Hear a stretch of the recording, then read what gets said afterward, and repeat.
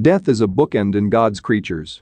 What opens this disquieting tale of troubling decisions in a hardscrabble, rain-weathered Irish coastal village is the death of local oyster farmer, Mark, who drowns as the fateful tide comes in. Another tragedy will go on to close the film, reflecting the dangerous cycles of life in this ghostly part of the world. The fishermen here never learn how to swim, a morbid local tradition, so that they're never expected to save anyone else who may have the misfortune of succumbing to the water. Co-directors Saela Davis and Anna Rose Holmer, who previously worked together on Holmer's directorial debut The Fits, are adept at building a strong sense of atmosphere in what is ostensibly a fairly traditional family drama.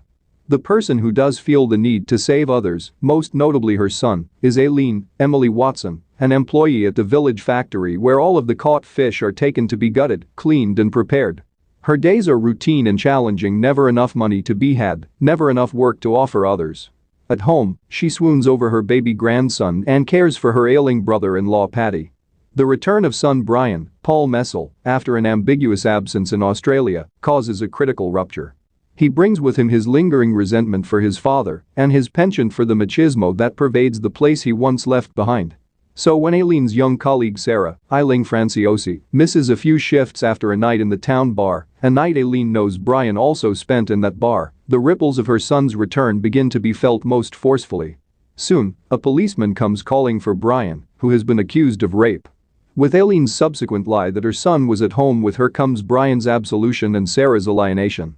Mescal combines his known boyish charm with a stoicism here that hardens his performance to effectively portray the brutality of masculinity to which Brian is accustomed, while Watson progressively softens, her lined face and loose hair, an expression of exhaustion and emptiness.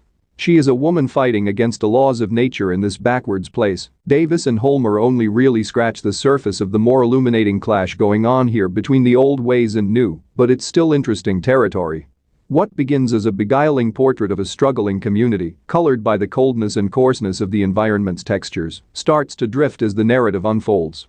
Davis and Holmer's focal point starts to lose coherence. Is it Aileen's motherly instincts at the heart of this story, Brian's violence and ignorance, or the recovery of Sarah? Without a clear directorial decision, each strand of the plot weakens and character motivations become muddled. By the end, as Aileen seeks her own salvation for her crimes, her final act lacks the emotional build-up needed to stick the landing. Still, the melancholy tension that rises throughout gives the film a darkness and intrigue that are well sustained. As a gloomy small-town drama, God's Creatures is not breaking new ground, nor is it the most narratively coherent or inventive, but Davis and Holmer's knack for mood and tone, coupled with the central performances, help lift this into something more engaging.